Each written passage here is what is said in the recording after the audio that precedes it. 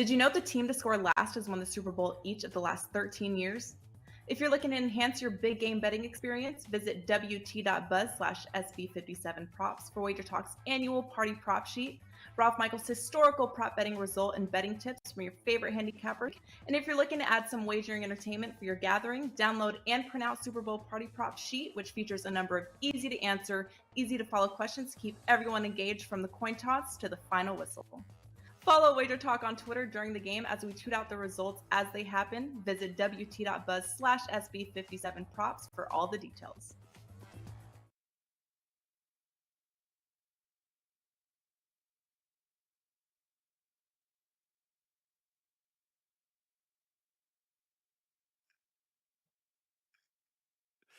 Hey guys, welcome in right here to Wager Talk TV for another episode of Puck Time. I'm Andrew McGinnis. I have Carmine and Marco with me as usual, and happy to have Marco D'Angelo joining us here on the show today to break down two games, get his thoughts on the Vegas Golden Knights and the NHL as a whole, and talk about the red hot streaks he's been on pretty much across the board here in all sports. So looking forward to today's show, guys. Even though just two games, we can still find a way to have a good time, find some winners, and discuss lots of NHL action here on Puck Time. Carm, it was a busy night last night in the NHL. For me personally, I did go 1-1. Kind of have a bad taste in my mouth after that 1-1. I really wanted that 2-0, but it is what it is. And the Islanders, the best bet comes through there. The Islanders with a really convincing victory as they win their second half of the back-to-back there. Bo Horvat gets his first goal as a New York Islander, looking great for them. What did you think about last night, Karn? What did you like and what did you dislike about last night's card? I'm excited about having Marco on too. He's absolutely on fire. He'll tell us how long it's at least a month. The guy seems to be winning everything. But I like the fact that San Jose won last night, that San Jose went over the total last night. That was my 5% play for clients. And it got there. Once it was at 3-3, you're there, and you can just enjoy the last 18 minutes and just see how the game plays out. San Jose now, their last 20 games, 16-2-2 to the over their last 20 games. So if you're not on that, and I've mentioned it before, if you're not on that over train with them, we could be nearing the end of it, but it just continues to win. What I hated, the fact that I stayed up to watch that Chicago and Anaheim game, it literally put a damper on the rest of the evening before I went to sleep. The tank fest, the last 5 minutes of the game, it looked like neither team actually wanted to win. I've never seen so many turnovers. I've never seen so many non-chances to end a game, but it ends in OT with Anaheim winning. And then the thing that surprised me last night, Tampa Bay up 3-0. There were 20-0 when leading after a one period, and they lose that game 4-3 to the aforementioned San Jose Sharks. So a bit of a surprise out of the All-Star break. Tampa's dropped two straight, allowing 11 goals in the process. Andrew, what about you? Those were my hate, and surprises. Any for you last night? Very similar, Carm. I think that the San Jose Sharks, first of all, congratulations to you on that 5% play, a big one. And it's always fun when you see a bunch of goals going in early in the game when you got a 5% on an over like that. But I'd say San Jose pulling off the upset's a big surprise for me. But one thing I did like, again, like I said, was the Islanders continuing their role, looking like a brand new team out there. And sometimes you get a new player, you have the All-Star break, and that does happen. A team comes back a little bit rejuvenated, and they look a lot better. And I guess the thing I didn't like, well, Buster warned me. Buster said it. Stay away from that game with the Blackhawks and Ducks. I did not do that. The Hawks blow that 2-1 lead. So it is what it is. But Marco, I want to bring you in. Happy to have you on the show. It's been a little while now. And I look at these numbers that are on the website here on Wager Talk. Last 25 days, a bettor that's following you are up $8,622. Man, why am I not getting all these plays, Marco? Why am I not checking on wagertalk.com? I'm trying to save for a house right now, Marco. I'm trying to buy a house, get married soon. I got lots of bills coming out, but congratulations, Marco, on your run. Yeah, exactly. But congratulations, Marco, and good to see you, man. I appreciate it. And I know the bar is very high today because I'm filling in for the Prez. So I'll try to do my best to live up to that for the Wednesday show. And, guys, first of all, you would think that somebody, I'm on a streak, and I'm getting up on the West Coast, god awful hour to be on the show. And Carmine, I log in early. I got to tell the people what he did to me today. I have no sound. I see Carmine, his lips are moving, and I've got no sound in my earpiece, and I'm starting to panic because we're 10 minutes away from the show. And I said, I'll be right back. I'm going to reboot my computer and everything. And whenever I get back, everything's fine. Carmine's talking, I hear him, but I catch the end of the conversation, and producer Dan fixed the problem for Carmine. He had his microphone on mute. Thank you, Carmine, for giving this old man a heart attack at 5 minutes to post time. Andrew, I'm going to tell you why I did this. Sometimes revenge is a dish best served cold. I'm 54 right now. When I was 50, we had a big party here in north of Toronto with my friends and family and what have you. I was going to Vegas for the World Series of Poker with a bunch of friends. Prez was there, a bunch of other guys. I planned a huge dinner at Carmine's in Caesars. My friends were still in day one and day two of certain events at the World Series of Poker. So they all started messaging me. Sorry, man, I can't make it out. Sorry, I can't make it out. So my friend Lisa, who has the same name as you, Lisa McInnes, she comes out to dinner. Marco comes out to dinner. It's just the three of us. Well, what does Carmine's do? At the end of dinner, they bring out this huge plate of cannoli with a candle in it, and they start singing happy birthday. But what do? They put it in front of Marco. He doesn't say, hey, no, it's not my birthday, it's his. He stands there, lets them sing to him, and then he blows out my candle. Literally blows out the candle. And so this has been true, 4 years in the making, my revenge, and I got it today with the mic. Hey, they said you set cannoli in front of me. I'm sorry. Game over. I don't care whose birthday it is. All right? The cannoli's in front of me.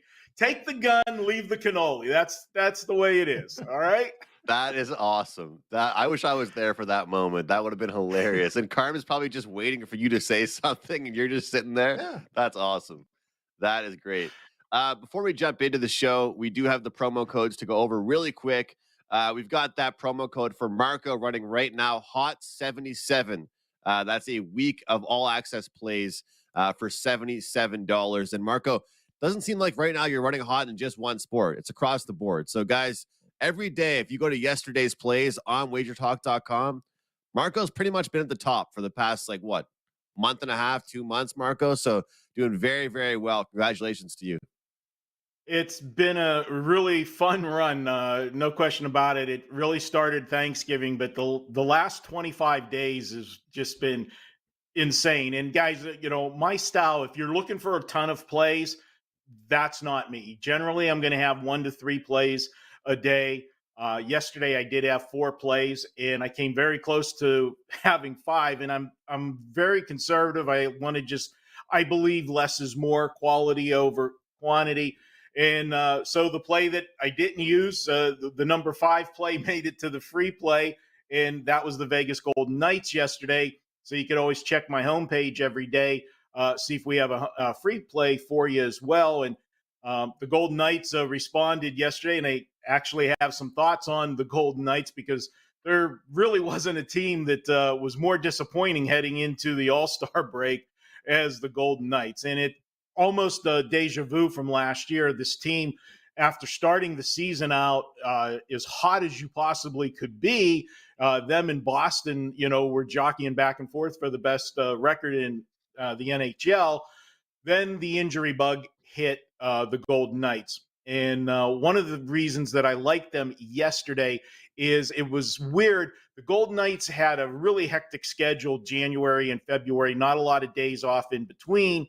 And when they got to the All-Star break, they had 9 or 10 days between their games. And the problem with the Golden Knights has been with the injuries. Mark Stone is still out, but they got everybody else pretty much back. White Cloud returned last night. And what they were able to do, because they had so many injuries, they kept jockeying lineups, and there was just no chemistry between the lines because they kept moving people around. And when you're playing, every other day, basically, it's hard to make wholesale changes to your lineups.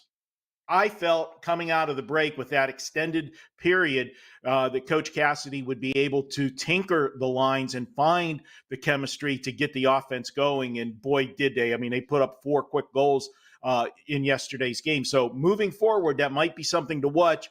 The Golden Knights be a play-on team early on here in the second half of the season.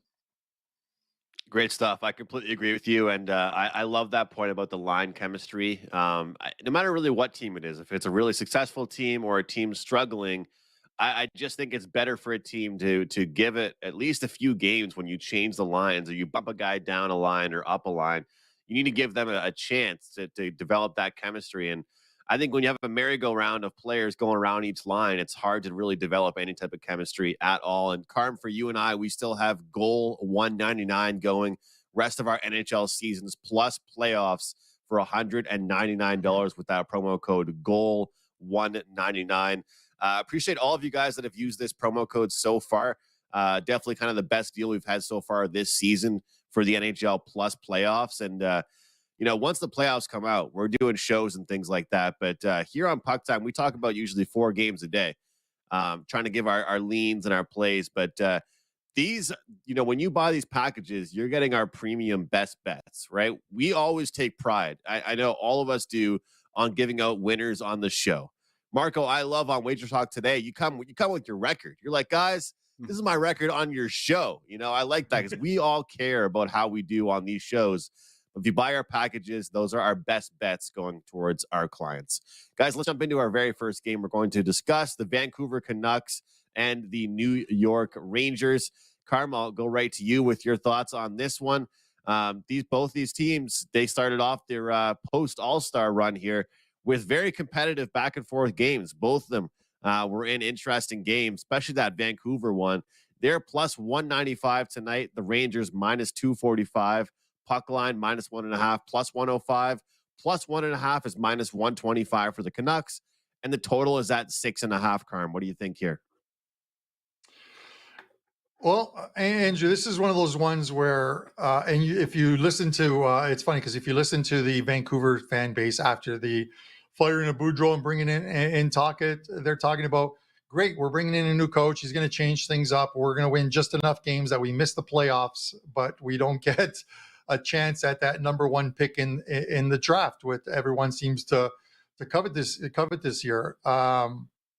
In the games I've watched thus far from Vancouver, I haven't seen any change in how they're playing. They still don't look like a very good team, and they're definitely not a very good team on the road, having lost 8 of their last 9 games on the road. Listen, the Rangers, we know what we're going to get from the Rangers, especially when it's Shesterkin in goal. You're going to get a good performance from him. You look at the numbers, Andrew, they are 10-3 their last 10-3 their last 13 games on home ice. And this is after starting, I think they were going into their last game, they were 13-13 on home ice this season, which is hard to believe from this Rangers team, but they're starting to play well. They're starting to string some wins together. They are in a playoff spot, and they're likely going to get one of those top 3 seeds in the Metro. The thing that worries me here is when you look at this game, there's really only one way to go. I can't make a case for Vancouver at all. Thatcher Demko was back on the ice yesterday, but it was like 15 minutes with one of their coaches, and then before the practice, and then he stayed out for another 15 minutes with the team. But he's not ready to go yet. Tocchet even said he's not going to play until as early as next week. So you're stuck with Delia and you're stuck with Martin. It's supposed to be Spencer Martin in goal. He's allowed 3 or more goals in 15 of his last 16 games, and in 27 starts this year, he's allowed 3 or more goals in 22 of them. 15 of those games, he's allowed 4 or more. So you can look at a Rangers team that doesn't normally score a lot of goals. Their team totals at 3.5 minus 155 because they're expecting one of those 4-1, 5-1 type Ranger ones. likely take the Rangers in regulation time minus 145.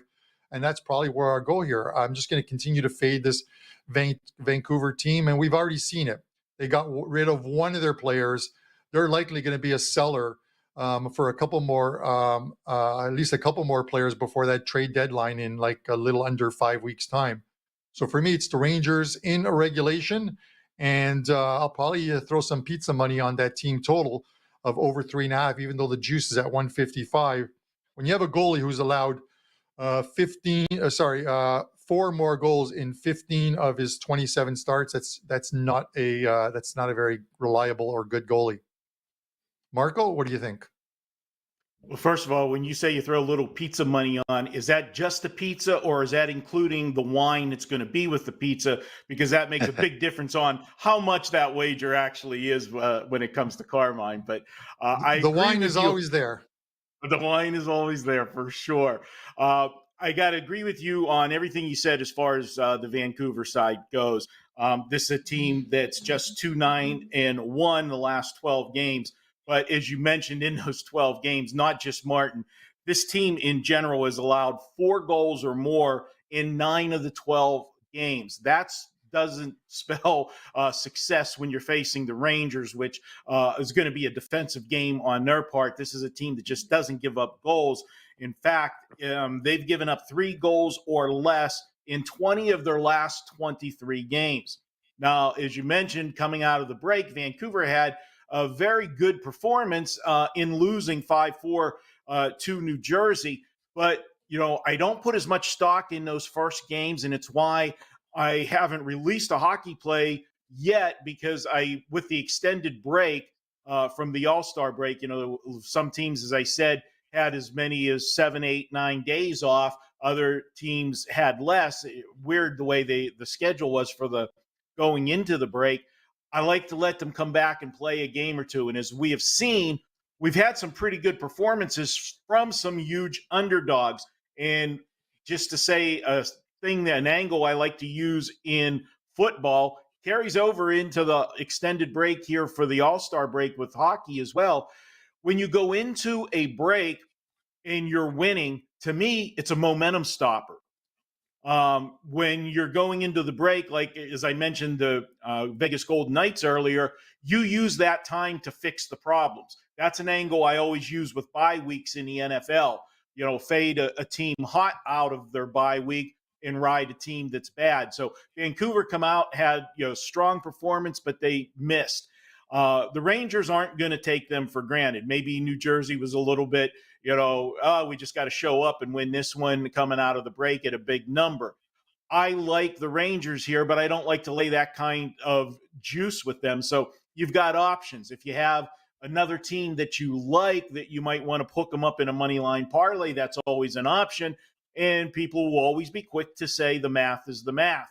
You're correct. The math is always the math, but you're not laying that juice when you're doing it. You're risking whatever units you're doing on a parlay to bring back a return. So I have no problems with money line parlays. They've been very profitable. Also go with the in regulation bet. And that's where I'm going to go with this one because of the mismatch I feel between the pipes and the style of play these two teams have. I think the Rangers get the job done in regulation, and I'll lay the 145, 150. It's starting to move, so I wouldn't sleep on that. If you want to get on the Rangers, do it quickly. And a couple of stats for you as well. Vancouver, off of a road loss in their previous game this season, they're only 2-12 in the next game. So that supports our play on the Rangers. And the Rangers, when they are at home and they're coming off a game where they scored 4 goals or more like they did, they're 20-6 the last 2 seasons. And if you want to take a subset of that, if they've had back-to-back games of scoring 4 goals or more at home, how about 10-1 the last 2 seasons? So 2 strong angles. Pencil me in for the Rangers in regulation. Great info there from both Marco and Carmine on this game, Canucks and Rangers. And, guys, I couldn't agree more. And especially what you said there, Marco, about post All-Star break. not wanting to go crazy right away and jump right in. That's actually part of my handicap as far as why I like the Rangers in this game, is because we actually saw a respectable outing from the Canucks in their first game back. Like you said, a lot of times we see underdogs perform well out the break. They almost forget they aren't supposed to be good. And then you go into the next game and things are a little bit different. And same thing for the Rangers. Based on some stuff I saw from the coaching staff and stuff like that, some tweets from reporters, it didn't sound like that team was very happy, this Rangers team. So to me, even though the Vancouver Canucks lost their game, they're probably like sort of happy in defeat. Like it was like a respectable loss. But for the Rangers in general, they did not like how they played their game a few days ago. I feel like the Canucks are a great team to improve on that against. I think they're kind of weak defensively. New York, one real skill they have is their speed. They've got several lines that are very, very fast. And I think we're finally starting to see production from their third line. I've been waiting for it pretty much all year, but we might finally be starting to see that. So that will definitely be a factor. I do like that regulation the guys are saying, but I might just stick with the chalk there with the team total and just completely take Vancouver out of the picture and just count on the Rangers to get me 4 goals with going over 3.5 team total goals. Because as these guys just mentioned, it's not really a solar eclipse by any means to see Vancouver letting in goals, especially 4 goals. It's not really too rare. We've seen that quite a bit here with them and with their goalies and just in general with their defense. And especially when they start trading away players, it's going to be really tough for them defensively. And also, Bo Horvat was not just a good offensive player. He was a two-way centerman. He was a good guy that knew how to protect his own end as well. So that will certainly, over time, hurt them, not having a guy like that, and especially a guy that was the captain of their team. So great stuff there. Let's move on to our next game. We have the Minnesota Wild going head-to-head with the Dallas Stars in a game that should be a very good one. Dallas -140, Minnesota +120. Total at 5.5 here in this one, shaded towards the over here.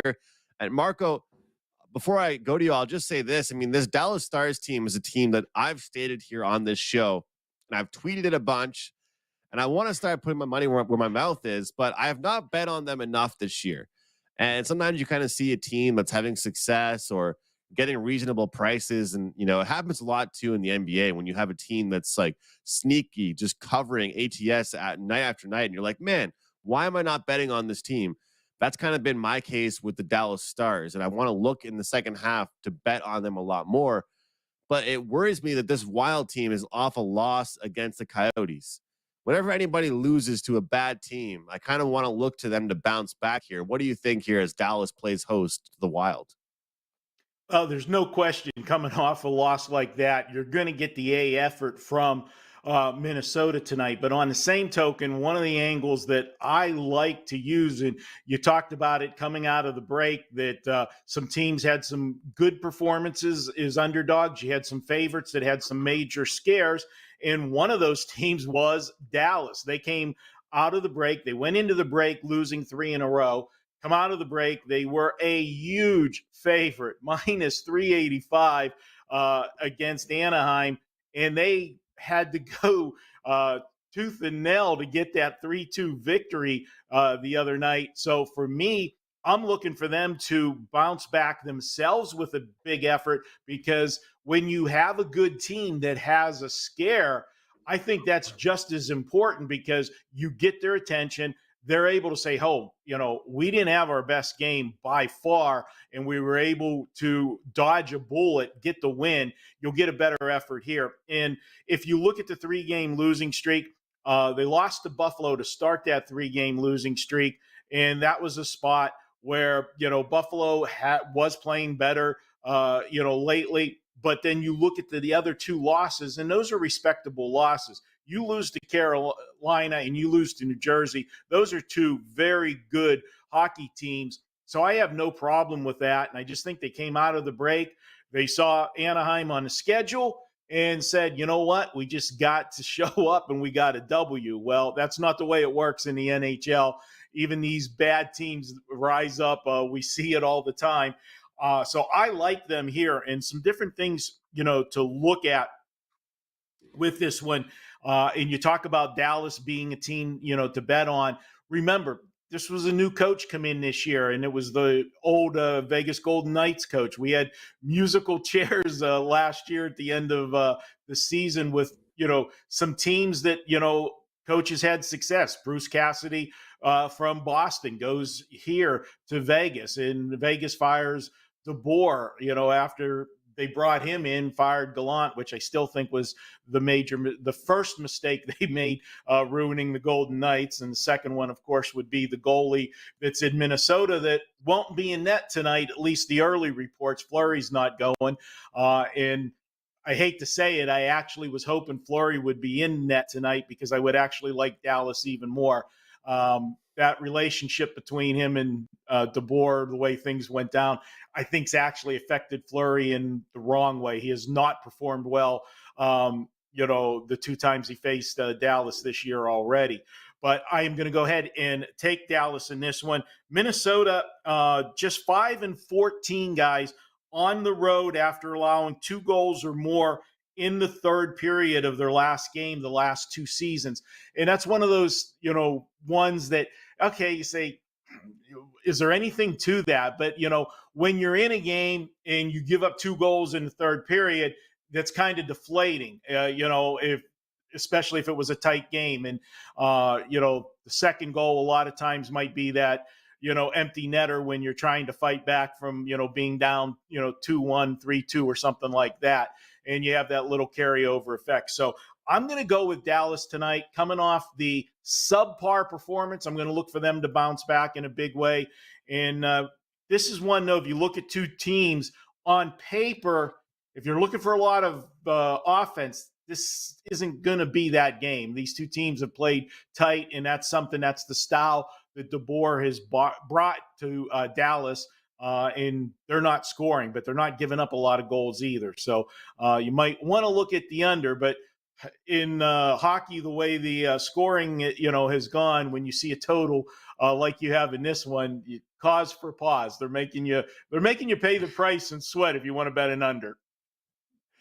We're certainly seeing more 5.5s these days. It seems like they're starting to come back, and they're putting a lot of emphasis on those teams that play more defensive style of hockey. But great info there, Marco. I agree with you. I think that stuff is good. I mean, teams, how they perform in the third period, how they perform in the first period. I think it's important to see how many teams can close out big games in the third period, how many teams struggle in that position. I've talked about the Boston Bruins, how they're a great team, and they're trying to break records right now, but they're a great third period team. Like, they've constantly had to come back or score 2 goals in the third to win that game. And, I think it's important to track those numbers because certain teams have the clutch gene and certain teams just don't have that clutch gene. And I think it's important to take a look at who's doing well later in the game and who's kind of choking. And again, guys, that run is absolutely ridiculous for Marco. 47-18 last 25 days, up nearly $8,000 or more than $8,000 last 25 days. If you are betting $100 a unit, up $8,000 with Marco's plays. So don't forget to use that promo code and join Marco with his plays for 7 days. Hot 77 to get his plays for $77 for 1 week. Carm, look, only 2 games here for today, but still think 2 pretty good ones, especially this one. What are your thoughts here on the Wild and Dallas Stars? Yeah, listen, I agree with Marco in the sense of, if with the 5.5s, and we've talked about, if there's a game that deserves to have a 5.5, it's got to be this one. It would almost border on being a 5. You look at Dallas's last 4 games. Ironically, all 3-2 games, all games win to overtime. You look at Minnesota, their last 3 games, same scoreline, 3-2 scoreline. 2 of those games go into overtime. You almost want to take a draw in this game, which is basically the game to get into overtime, and it's plus 300. You're getting 3-1 on your money in a game with 2 teams that are they're going to play some defense and have gone to overtime 6 of the last 7 times, not against each other, but the 6 of the last 7 games played. And even that 3-2, we always talk about like those exact score prices, pizza money. 7 games, all 3-2 score lines. If you bet Dallas to win 3-2, it's plus 900. If you bet Minnesota Wild to win 3-2, it's also plus 900. Um, Gustafsson in net. The guy is 5-3 on the road, 1.90 goals against average. When we talk about sort of that 1-1A goaltending, like I talked about before, where you can put your supposed backup in goal and there isn't a drop off. 5-3 on the road, 1.90 goals against average, 935 save percentage, which is very lofty.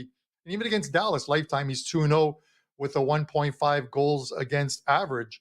But then on the other side of it, you've got Ottinger, and he's like 13-3-5 at home, 246 goals against average. This guy is also playing lights out. I like Dallas here, but I also like the under. I think this stays under the total. The only way that this gets over the total is if one of these teams doesn't show up, or it's a chippy affair where you get a lot of penalties, kind of like what we saw in the San Jose and Tampa game, which could have had a lot more goals than it did if Tampa could have scored something on the power play. But it seemed to be a penalty fest. I don't see a lot of penalties in this one. And with that said, I like the under here and lean to Dallas as well. All right, Carm, I'm with you on the under. That's going to be my play here, guys. I think that it's hilarious to look at.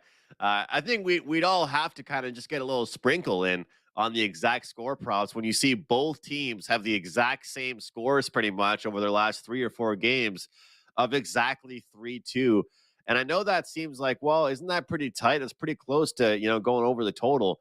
It actually happens a lot when you bet 5.5s to the under. 3-2s are very common scores. A lot of times it'll be 2-2 and the game winner ends up being 3-2 late in the game or overtime and things like that. But great points made about the defensive structure of both teams and also the goaltending. I mean, I think we could all agree that Marc-Andre Fleury is a great goaltender, but what Gustafsson does with his 2.26 goals against average and a pretty good save percentage still makes him to be a pretty good goaltender. And honestly, guys, it's kind of shocking to me that he has a 10-7-1 record with numbers like what he has. To me, if I'm the Wild, I got to be like, man, how are we letting this guy lose games when he's playing so well? And of course, Jake Ottinger, what he's been able to do, 21-7-7 on the year, 2.25 goals against average. It's just so impressive. And I think that there's a reason why I think it's worth making a sprinkle on the Dallas Stars, worth taking a shot with them to win the Cup or the West, simply because of how they're structured, how they play defense, and how great their goaltending is. But when we've talked about the fact that sometimes these games are very weird out of the break, and I think that when you look at that, that's kind of the mistake I made with betting an under for my show best bet on Monday. Was I think that a lot of times you do see overs usually, or a lot more, sloppy defensive play. But after you have one game under your belt, I feel like you go back to your identity. You have that one game to work on.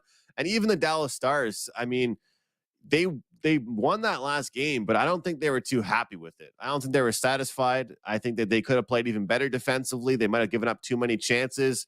And let's not even talk about what's going on at Mullet Arena in Arizona, because Minnesota seemed to be kind of shocked. Maybe they had no idea where they were because they were on a college campus and not really on an NHL arena. But whatever it was, they got shocked by the Arizona Coyotes. So I feel like we'll see a good defensive effort from both clubs here, which is why I like under 5.5 into this game. So the guys like Dallas, and we're also leaning towards the under 5.5 in this game. That's also my best bet. I'll circle back, but it's also my best bet here, Carmen. Andrew, a win is a win is a win. If it comes in OT, it doesn't really matter. I want to thank Sean in our chat who donated $20. And whenever you see those donations, that will pop up on the screen as a thank you to us on the shows. That Wager Talk always donates all of that money to charity. So we thank you for that. Myself, I would probably put it on pizza money for the Dallas Stars to win exactly 3-2. But I'll do this. If Dallas wins 3-2 tonight, the exact score 3-2, I'll give a couple of guys in our Puck Time chat tomorrow.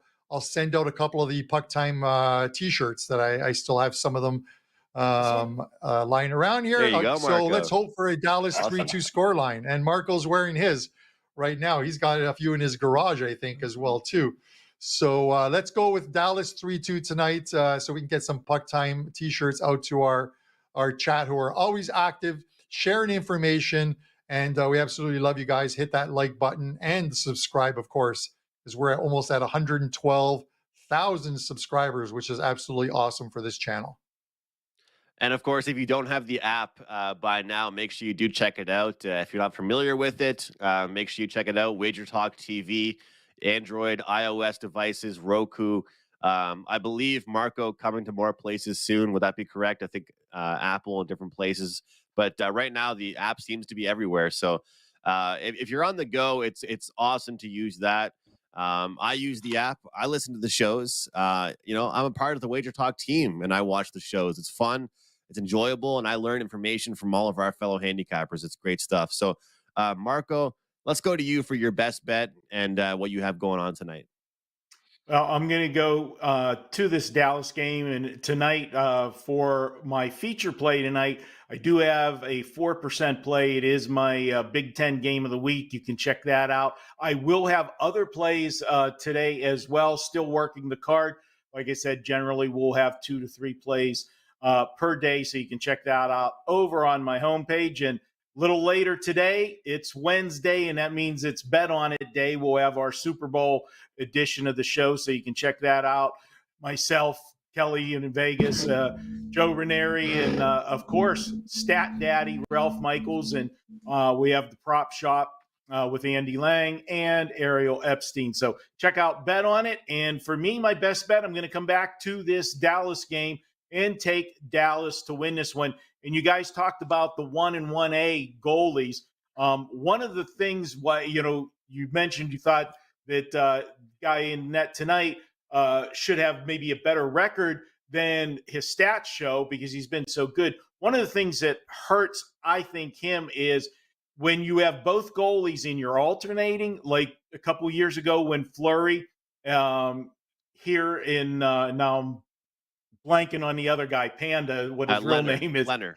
Yeah, I want to forget him, but this is a situation. They were going with the 2 goalies every other game. Okay, so they knew their routine. They had it where they were doing that for a while here in Minnesota. But if you look, Fleury has been in net for the last 4 games, so it's been a while since Gustafson's been in there. I think that causes a little bit of rust. So that's another reason why I like Dallas tonight a little bit better. Both teams got a game under their belt, but only one of the 2 goalies has a game under their belt. And I'll give that edge to Dallas tonight. That's my best bet. And hope I lived up to the high bar of filling in for the Prez. Well, we didn't get a Netflix recommendation out of you, so I'm kind of disappointed by that. I don't know what you're watching every night, but other than that, great stuff, Marco. Awesome. And we had just 2 games. So we're finding some winners, and I'll hope that you cash that Dallas ticket, no problem, as long as they win in low-scoring fashion, all right? 2-1, 3-1. We can be on the same page here, and we can both win our wagers. Carm, what do you have for us tonight for your best bet? Yeah, Marco, fantastic job. I just finished signing Prez's walking papers. You will be our regular Wednesday guest on the show. But a couple plays up in soccer this afternoon. They go at 3:00. 4 plays up in the NHL tonight. 3 are player props. 1 is an NHL side. I'm going to give you one of the player props as my best bet on the show. Let's see if we can make it 3 straight to this week. I'm going to go to that Minnesota and Dallas game. I'm going to take Joel Eriksson Ek over 2.5 shots on goal on -135. 2 games against Dallas this year. He's gone over the total in each of those. It's been a pretty good since mid-December. It's been a pretty good run for him as well too. So over 2.5 shots on goal for Joel Eriksson Ek as your show best bet. And let's see if we can make it 3 in a row. Love those prop plays. The prop plays are really fun, and especially on a night like tonight with just 2 games, it's definitely one of those nights where if you don't love a side or a total on a certain game, you can definitely find ways to make money in the prop betting market. I've got just one play going for clients tonight. You guys did already hear what it was, but it's at wagertalk.com. I cannot wait for the UFC card, guys. My card will be going up tonight. It's going to be huge this weekend. in Australia. It's going to be an awesome UFC card, so check that out. And I still have that combo package going on with Andy Lang. But you guys heard it earlier. I mentioned it already. My best bet on the show. We're going Minnesota Wild, Dallas Stars under the total of 5.5. Expecting lots of defensive hockey from both these clubs. Be very responsible in their own ends. And I see two talented goaltenders between the posts tonight that should be able to keep the puck out and keep this a low-scoring game. I want to thank Marco for joining us here. Carmine, of course, every single day with me, my co-host, and really all of you guys out there for watching us every single day. Thanks so much for your time. We'll see you tomorrow.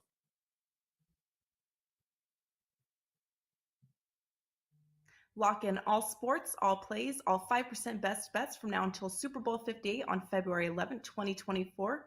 From your favorite Wager Talk or Sports Memo handicapper for only $11.99 versus the regular price of $19.99 for a total savings of $800. This limited time super discount basically is 52 weeks at $23 per week, less than the price of one 4% play, coming out to only $3.29 per day. With the cost of a 30-day all-access priced at $2.99, it is almost like getting 8 30-day all-access passes at no additional cost. As an added bonus, your all-access starts immediately, so the sooner you buy before Super Bowl, the more additional days you get for free.